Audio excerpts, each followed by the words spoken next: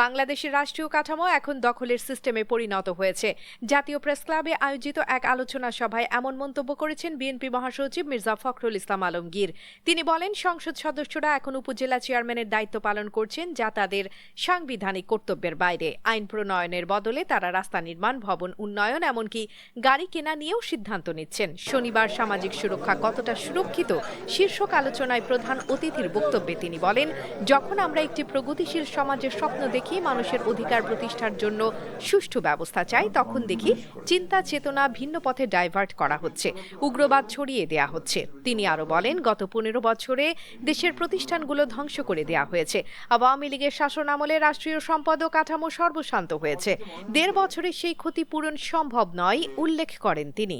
দীর্ঘদিনের যে সমস্ত অনাচার, অবিচার, নৈরাজ্য, দুর্নীতি, দুরাচার, সেগুলোকে কাটিয়ে একদিনে সুন্দর করে একটা রাষ্ট্র আমরা তৈরি করবো, এটা মনে করার দরকার। বিচ্ছিন্ন ভাবে কোনো কিছুই করা যায় না।